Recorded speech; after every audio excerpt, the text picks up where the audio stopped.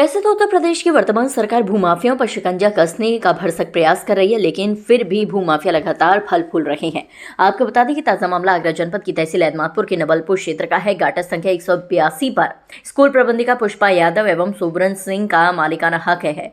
पीड़ित ने बताया कि 182 के सीमावर्ती गाटा संख्या 206, 207 भूमाफिया शैलेंद्र अग्रवाल के हैं। पीड़ित दंपत्ति ने बताया कि भूमाफिया शैलेंद्र अग्रवाल पीड़ितों की जमीन पर अपना कब्जा जमाना चाहता है, इसीलिए पीड़ितों को उनकी स्वयं की जमीन पर कार्य करने से बार बार रोक रहा है, जबकि वह खुद अपनी जमीन पर लगातार निर्माण कार्य कर रहा है।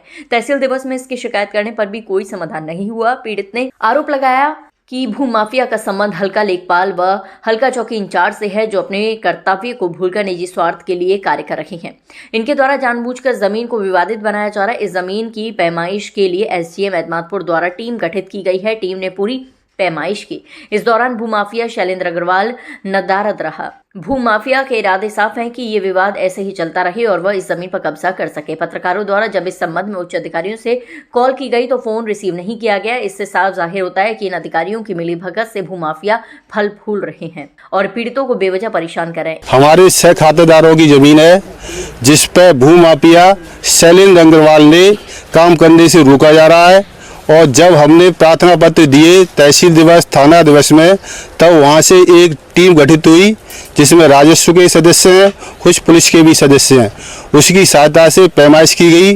जब पैमाइश सही पाई गई और शैलेंद्र अग्रवाल के में खुद ज़मीन निकली, तो उसने वहाँ से कहा कि वहाँ कोई ना पैमाइश नहीं होगी, तहसील में आ जाइए 4 बजे, या हम उसकी पैमाइश करेंगे। ये किसने कहा कि तहसील में आके पैमाइश होगी? उसके जो शैलेंद्र अग्रवाल के जो गुर्गे हैं। अच्छा, अब आप क्या चाहते हैं? अब हम ये चाहते हैं कि जो भी हमारी ज़मीन है, जहाँ भी अब बनती है, वह हमारी मार्किंग कर दी जाए, जिससे कि हम गाटा संख्या 182 पे काम कर सकें और हमें किसी तरह से परेशान नहीं किया जाए। यहाँ पर तहसील स्तर टीम आई, पुलिस प्रशासन भी आया, क्या रहा? पूरी मदद, जांच बिल्कुल सही तरीके से हुई है? तहसील स्तर से जो लेखपाल लोग काम कर रहे थे, उन्होंने सही तरह से नापा और उन्होंने अपना देखा कि जो दीवारें लगी हुई हैं लगभग सही हैं। एक छोर से दूसरे छोर पर सूत बांध लिया जाए और जहाँ भी जगह वो आती है वहाँ दीवार मार्किंग कर दी जाए।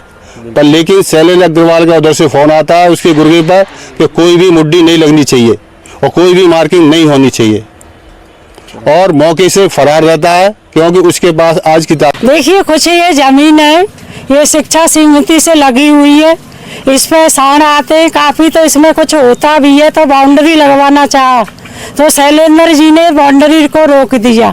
बार बार वो शैलेंद्र जी तो सामने नहीं आते ही, जो उनने लगा रखे, गुंडे लगा रखे, उनने मेरे बाउंड्री वाल के और जो लट्ठे लगे हुए थे उनसे तार काट ले गए और शैलेंद्र जी नहीं आते। जब मैंने रिपोर्ट की थाना पे, एतमादपुर थाने में, और उस पे चौकी पे, हाईवे वाली चौकी पे, तो यहाँ से अब वहाँ से टीम गठित की गई है।